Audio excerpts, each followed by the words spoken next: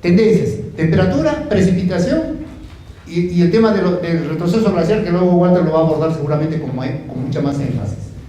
Incremento de la temperatura en la cuenca del Vilcanota Urubamba, de 0.01 grados, de 0.01 grados a 0.04 grados centígrados por año en la cuenca del Vilcanota Urubamba. Y si multiplicamos por 40 años, estamos hablando de 0.4 grados centígrados de incremento de la temperatura y 1.6 grados de incremento de la temperatura, como lo podemos ver en este gráfico, ¿no es cierto? Y ahí, si vemos esta diferencia, esta es de la estación meteorológica de Caira, y vemos el 1.6 grados centígrados de incremento de temperatura. ¿Eso cómo afecta? O sea, ¿cómo afecta a todos los sistemas productivos y los medios de vida de las poblaciones? Mayor incremento de temperatura, y ahora vamos a ver el tema de precipitación. Miren, tendencia de la precipitación.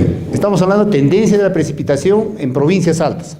Este es un estudio de investigación realizado por el Servicio Nacional de Meteorología e Hidrología del Perú. Tendencia de precipitación. Muchos son profesionales acá muy vinculados al tema del agua. La tendencia de la precipitación es menos 12 milímetros años, que podemos hacer una inferencia para provincias altas. Y cuando hablamos de provincias altas, hablamos de Chubivilcas, Espinar, Canas, Canchis. Menos 12 milímetros, ¿qué significa? Y no, esto tampoco podemos decirle a los técnicos y a los políticos 12 milímetros, pues no lo van a entender. Tenemos que decirle que ha dejado de llover 12 litros de agua en 1 metro cuadrado en un año. Y eso cómo afecta, ¿no es cierto?, todos los sistemas productivos y cómo afecta el ecosistema también como tal, natural. En este caso, por ejemplo, la pradera natural, que se ve muy afectada. Entonces, ve, tenemos mayor incremento de temperatura, mayor evapotranspiración, mayor necesidad de agua de los cultivos, mayor necesidad de agua del ecosistema y tenemos menos precipitación. Y cuando veamos escenarios, la situación es mucho más crítica, porque estamos hablando solamente de tendencias. Entonces, si tenemos, ¿no es cierto?, vamos a retroceder esto, si tenemos indudablemente el incremento de la temperatura, podemos hacer una correlación, y la correlación es muy buena, tiene muchísima significancia, ¿no es cierto?, estadísticamente, de que el incremento de la temperatura ha hecho, ¿no es cierto?, el retroceso del sistema Ozangate, que quizás Walter en un trabajo de investigación lo va a dar a conocer mucho más a detalle, que se está haciendo acá en la cuenca del Vilcabamba, ¿no es cierto? Miren, el retroceso glaciar en el sistema Ozangate del año 1985, donde se tenía 23.359 hectáreas, al año 2006 en 9.631 hectáreas. 60% casi de la pérdida de glaciar en el sistema Ozangate. ¿Pero qué significa eso? Significa una gran pérdida de una reserva importante de agua, cabecera de cuenca donde se genera el recurso hídrico, ¿para qué? Para todos los sistemas productivos a lo largo de la cuenca y también para la generación de energía eléctrica. Toda nuestra matriz energética en Cusco es hidroeléctrica. Y miren, y las 4 centrales, la que está funcionando actualmente y las otras 3 que están en proyecto, cuenca glaciar. Verán ustedes, y vamos a ver ahora luego al final, el caudal del río Vilcanota hacia el año 2030-2039. ¿No? Entonces, también yo escuché decir a un técnico, decir 15% menos, 15% más, igual 0. O sea, porque es así, el nivel de significancia 0, yo no voy a actuar, pues tengo que actuar ahora, ¿no es cierto? Muy bien, ahora entramos, sí, al tema ya de escenarios. Y también vamos a hablar, antes de entrar a escenarios, sobre esta lámina. En la agresividad pluviométrica. La agresividad de las lluvias pasa de moderada a alta en la segunda y tercera década, y lo podemos ver aquí, ¿no es cierto? Tengo problemas con este puntero, ya. Del 90 al 99 y 2000 al 2009. ¿Qué significa? Esto tiene como implicancia un mayor potencial erosivo en los suelos por precipitaciones intensas. O sea, la agresividad pluviométrica en estas últimas décadas se ha incrementado. Y nuestra pradera natural está muy degradada. La cobertura vegetal está degradada por sobrepastoreo e incendio de pastizales. Entonces, si cada vez la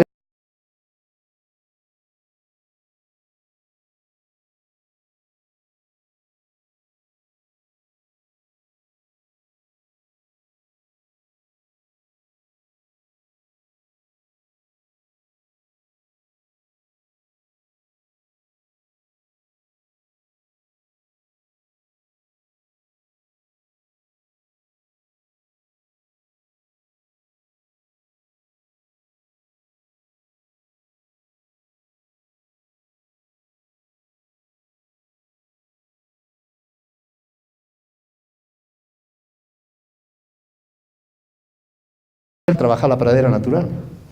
Es clave en los próximos años.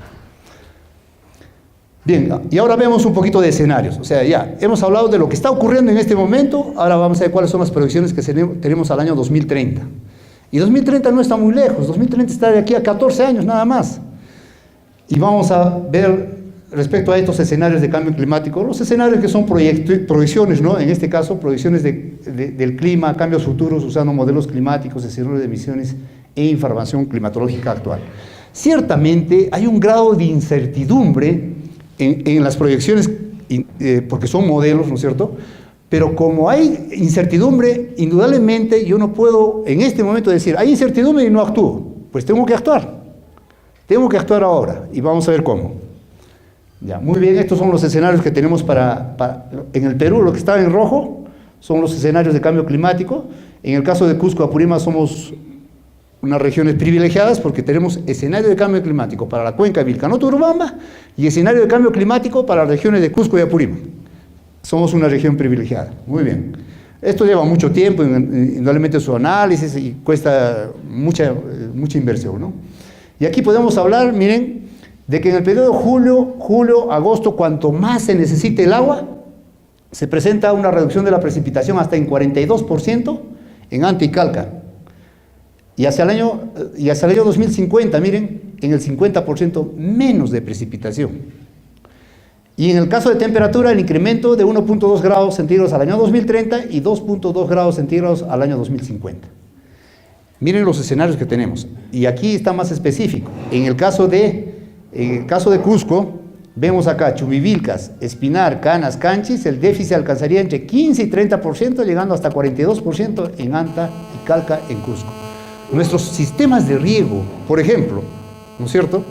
Nuestros sistemas de riego que están diseñados para 100 litros por segundo o 1 metro cúbico, pues tienen que mirar ahora. Muy bien, yo diseño con 1 metro cúbico, pero ¿qué es lo que va a ocurrir hasta el año 2030?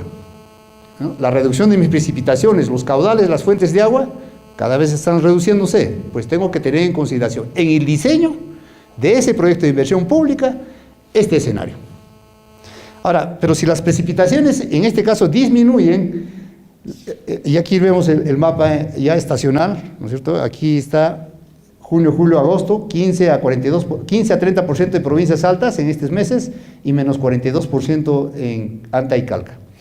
Pero veamos temperatura. La temperatura, y aquí está, miren, anual, incremento de temperatura 0.8 a 1.2 grados centígrados, de incremento de temperatura. Y eso es lo que también dije hace un momento, lo voy a volver a repetir. Mayor evapotranspiración, mayor necesidad de agua de los cultivos, mayor necesidad de agua del ecosistema. Por tanto, ¿no es cierto? Y menos precipitación. Por tanto, tengo que actuar ahora y hacer proyectos de inversión pública que estén orientados al afianzamiento hídrico, a la gestión integrada de los recursos hídricos, a pequeños proyectos de siembra y cosecha de agua, ¿no es cierto? A mejorar la pradera natural para ayudar a la recarga de los acuíferos. O sea, verán ustedes que van saliendo proyectos de inversión pública que pueden estar orientados, en este caso, a hacer medidas de adaptación al cambio climático, pero también a reducir vulnerabilidad. Y cuando siempre nos preguntan, oye, pero ustedes, ¿qué es primero? ¿Reducir pobreza o nos adaptamos al cambio climático? Pues hacer adaptación también son formas de reducir pobreza. Y finalmente, miren, en esta lámina vamos a ver el caudal del río Vilcanota. Caudal del río Vilcanota hacia el año 2030-2039. Menos precipitación. Y hablaba hace un momento con los amigos de Plan Meris. Miren, este año en la presa de Sutunta, que es la mayor presa que se ha hecho, porque hay otra más grande que es la de Sibinacocha, pero eso lo ha hecho EGEMSA, de 110 millones de metros cúbicos, pero en el caso de Sutunta, 40 millones de metros cúbicos. ¿A cuánto ha llegado el almacenamiento en esta campaña? 14 millones de metros cúbicos. Fuente oficial, la Autoridad Local del Agua, de Espinar, 14 millones, o sea, un poquito más de la tercera parte. O sea, no necesitamos ni siquiera llegar al año 2030, porque en este momento estamos viendo la reducción importante de los caudales de la precipitación y por tanto los caudales de las fuentes de agua de los manantiales. Miren, este es el kilómetro 105, aquí está el kilómetro 105, acá, kilómetro 105. Julio, agosto, septiembre, reducción de la precipitación, agosto, en porcentaje, porque acá tenemos en porcentaje la variación del incremento, en relación al periodo de referencia 1980-2000, de 20 años promedio. En relación a ese caudal, menos 23% menos del caudal del río Vilcanota en esos meses ¿Qué significado tiene en los sistemas productivos? ¿Qué significado tiene en la generación de energía? ¿Qué significado tiene en el desarrollo de nuestra región? Ese es el tema. O sea, ¿cuán vulnerables somos en esta situación frente a los escenarios que se nos presentan de la oferta hídrica superficial? Tenemos que actuar ahora. No podemos seguir regando tan mal. ¿Cuánto es la eficiencia de riego de gravedad? No pasamos del 30% de eficiencia a lo largo de la cuenca. O sea, el 70% del agua se pierde. Pero si bien es cierto que ese 70% regresa, es parte del agua, regresa a la cuenca, pero igual se pierde. No podemos darnos el lujo de seguir regando tan mal. Tenemos que actuar ahora. ¿Y actuar ahora qué significa? Cambiar, ¿no es cierto?, de riego por gravedad a riego por aspersión. Pero eso no es suficiente. Eso no es suficiente. La infraestructura no nos garantiza eficiencia, pero de ninguna manera, porque yo tengo que primero fortalecer a las organizaciones de regantes, ¿no es cierto?, en todo el tema legal, el tema de legitimidad, y también fortalecer las capacidades de los usuarios en la operación, mantenimiento y en riego parcelario, donde se cae la eficiencia del riego. Entonces verán ustedes que hay que actuar ahora, porque actuar de acá al año 2030 puede ser muy tarde. Los escenarios que tenemos son bastante críticos, que ciertamente no son apocalípticos, pero tenemos que actuar ahora. El agua es una fuente importante del desarrollo de nuestra región, para los sistemas productivos, para los medios de vida, para la generación de energía. Tenemos que actuar ahora.